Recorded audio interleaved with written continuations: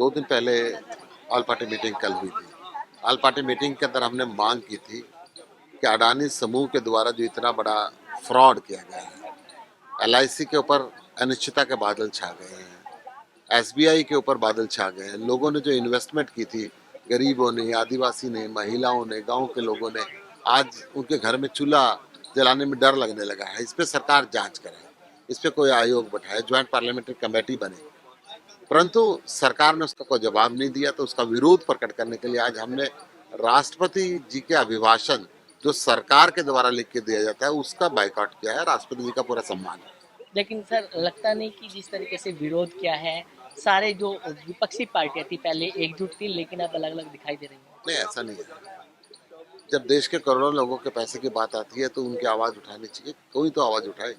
आम आदमी पार्टी ने वही काम किया। कौन कौन से मुद्दे होंगे जो आपकी तरफ से पार्लियामेंट में उठाए जाएंगे? पार्लियामेंट तो बजट सत्र है, बजट पे चर्चा होगी, कहाँ टैक्स लगाते हैं या पिछली बार की तरह खोखला बजट लेके आते हैं। मोदी सरकार ने आज तक जितने बजट पेश किए हैं, कहीं ना कहीं आम जनता के ऊपर बोझ बढ़ता गया है। पिछले बजट की मैं बात करूं तो दही पे टैक्स लगा, दूध पे टैक्स लगा, चावल पे टैक्स लगा, आटे पे टैक्स लगा, जीएसटी। महंगाई बढ़ती जा रही है, आय के साधन घटते जा रहे हैं, नौकरियां मिल नहीं पा रही है। उन सब बातों पर चर्चा हो। धन्यवाद।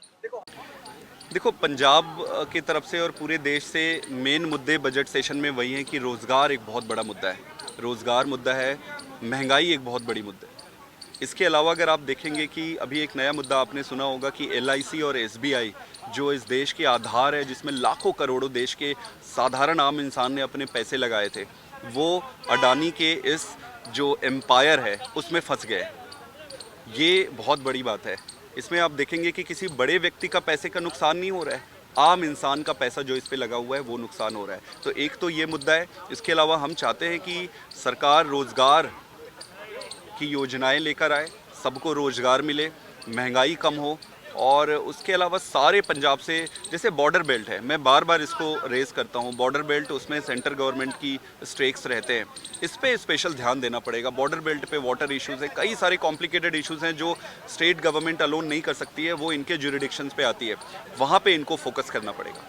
लेकिन अगर बात करें, आपने आज राष्ट्रपति के अभिभाषण का बहिष्कार भी किया है, क्या वजह रही है?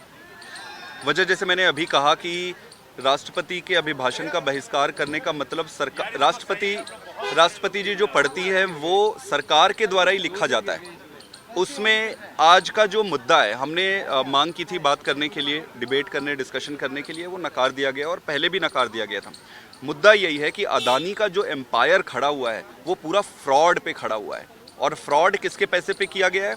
एलआईसी, एसबीआई जैसे इंस्टीट्यूशंस जो इस देश के लिए फंडामेंटल, कहना चाहिए कि आधारभूत इंस्टीट्यूशंस हैं, उससे पैसा लेकर ये फ्रॉड किए।